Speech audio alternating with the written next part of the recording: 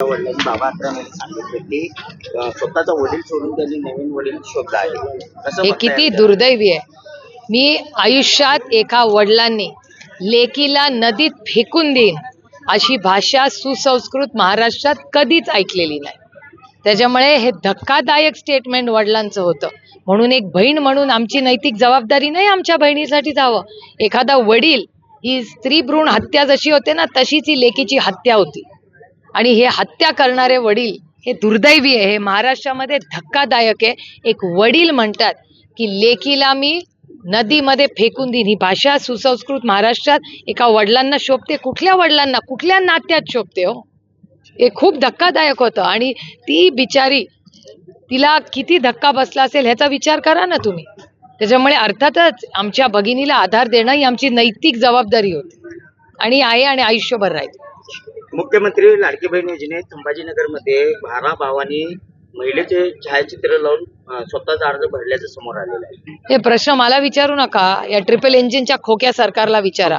तंत्रज्ञानाचा वापर करताना अशा गोष्टी सारखं त्यांच्या त्या योजनेमध्ये सारख्या चुका कशा निघतात हो?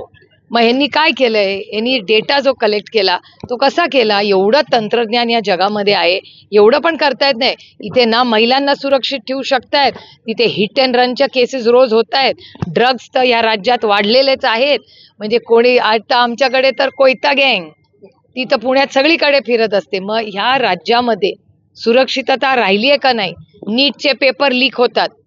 मग या चाललंय का अन्नाधुंदी कारभार चाललाय या देशामध्ये? कारण का ह्यांना घरं आणि पक्ष, इन्कम टॅक्स, CBI आणि ED म्हणजे आईस हे सोडून यांना वेळ कुठे आहे दुसरं काय करायला किंवा मायबाप जनतेची सेवा करायला?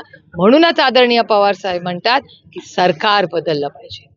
तुम्ही सरकार येणार असं सांगताय, पण महाविकास आघाडीचा मुख्यमंत्री कोण असेल काय?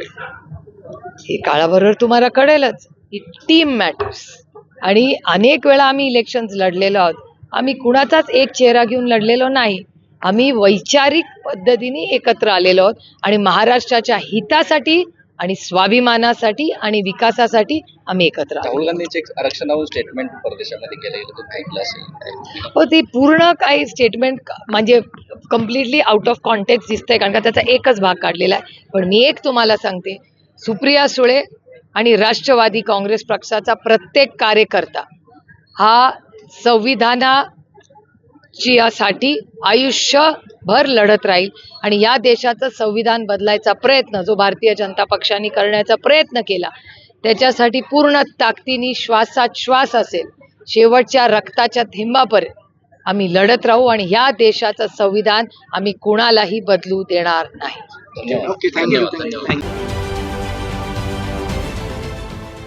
देश विदेशातील प्रत्येक घडामोडींचे लाईव्ह अपडेट मिळवण्यासाठी आता साम टीव्हीच्या सर्व सोशल मीडिया प्लॅटफॉर्मला लाईक, फॉलो आणि सबस्क्राईब करा. तसंच सर्व नोटिफिकेशनसाठी बेल आयकॉन प्रेस करायला विसरू नका.